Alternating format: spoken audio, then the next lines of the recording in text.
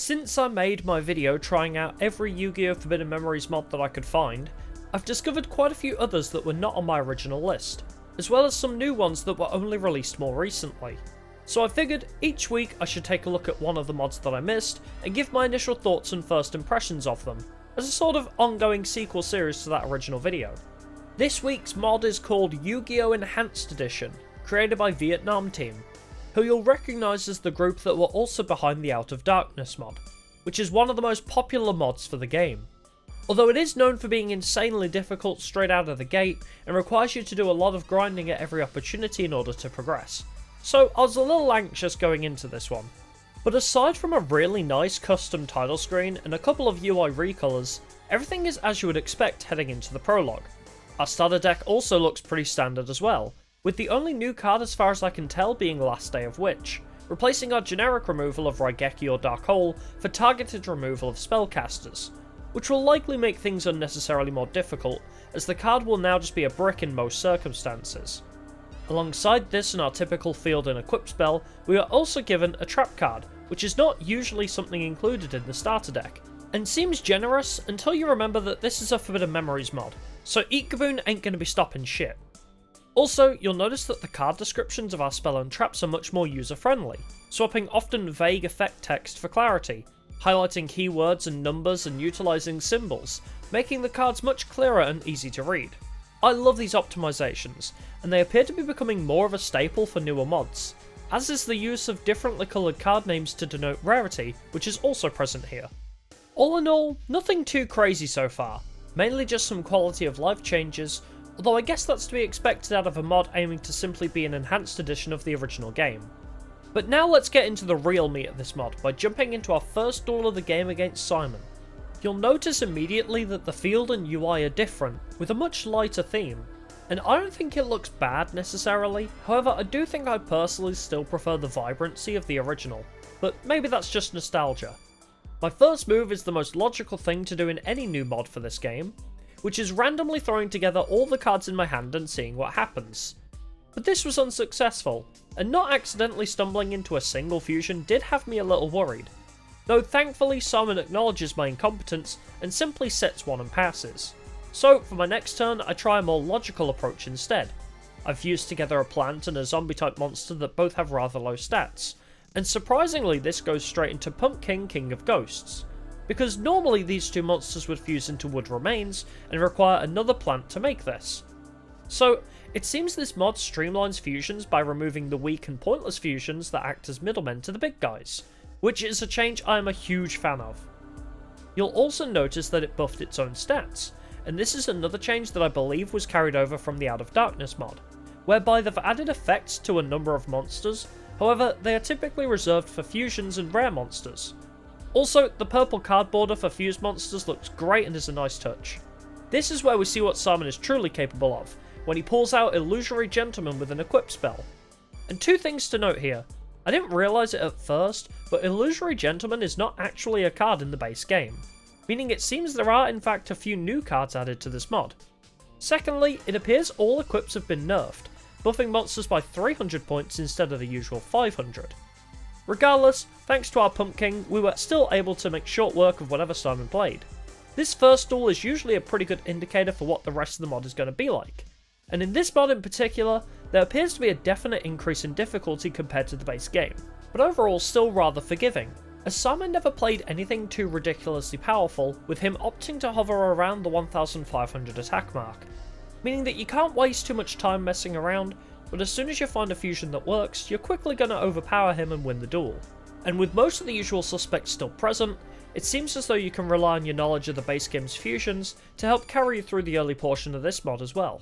Moving over to the duel grounds, Taya's duel isn't too different, but her monsters are slightly stronger than Simon's.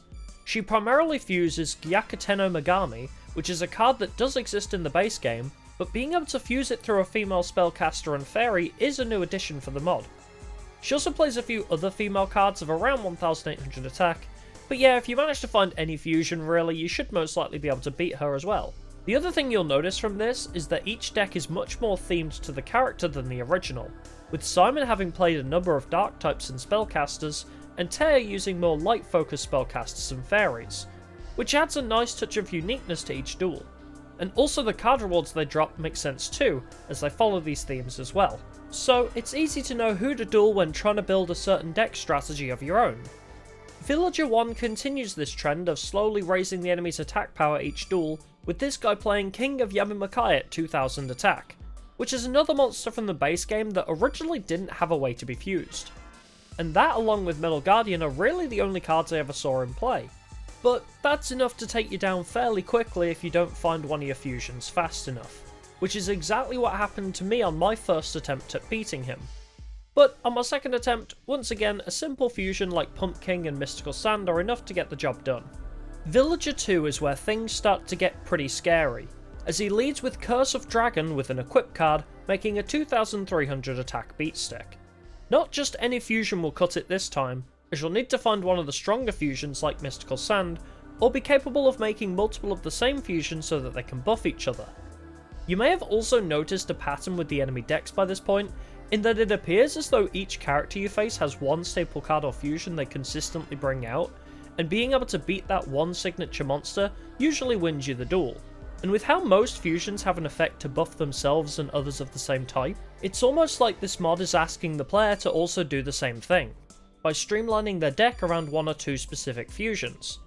But thankfully also due to these effects, you have a lot more choices for fusions than simply having to rely on Twin-Headed Thunder Dragon.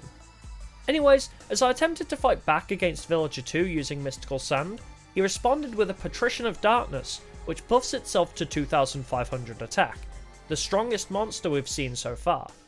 However, the duel got interesting when I accidentally made Air Knight Parshuth out of a fairy and a warrior in my hand, a monster and a fusion that does not exist in any capacity in the base game, which luckily had the Guardian Star advantage over Patrician, granting me a chance at a comeback.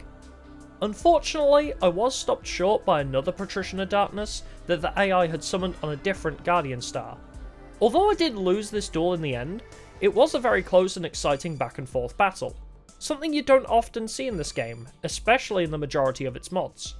I attempted the Villager Gauntlet a few times and struggled for a while to get past Villager 2 especially, mostly due to the lack of consistency within the starter deck, but even still it never felt like I needed to go grind in order to progress. I knew a bit of luck was all it would take. Although something hilarious did happen on one of my attempts, where I attempted to deck out Taya for a tech victory, however, letting her build up a board resulted in her summoning Cosmo Queen at 3680 attack. So yeah, I guess that shows you can't really bully the AI or waste too much time, because even these early game NPCs have the chance to pull out something outrageous and unbeatable.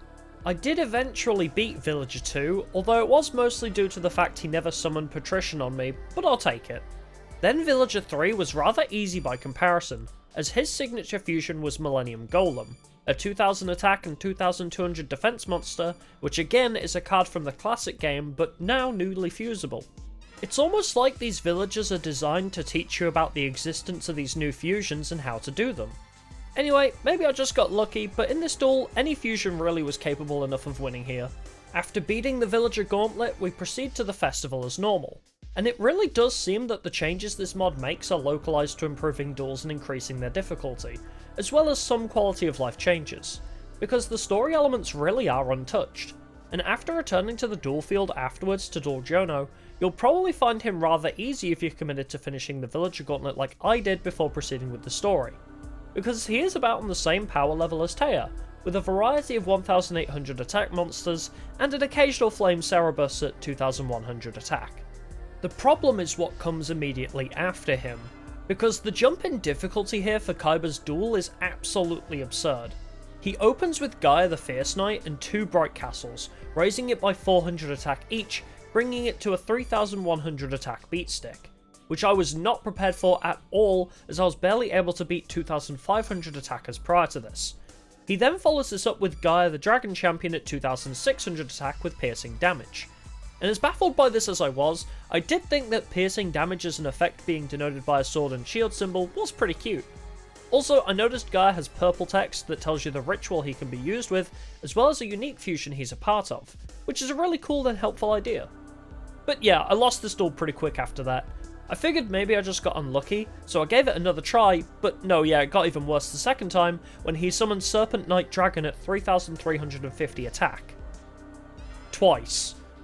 I get the feeling this is the game saying it's time to hit free duel and grind for a while, but I'm not going to do that today, as it feels like this is a good point to end the mod spotlight at, as I think we already understand the general vibe of the mod now.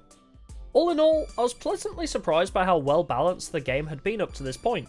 It had a nice, slowly escalating difficulty that was challenging but fair, and I love all the new fusions you can create and the effects those monsters have, making strategies outside of Twin-Headed Thunder Dragon much more viable.